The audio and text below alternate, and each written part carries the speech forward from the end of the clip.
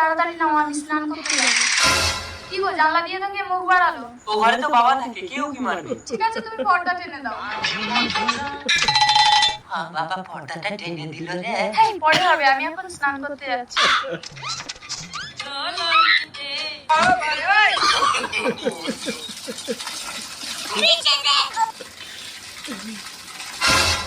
কে বাথরুমের উপরে?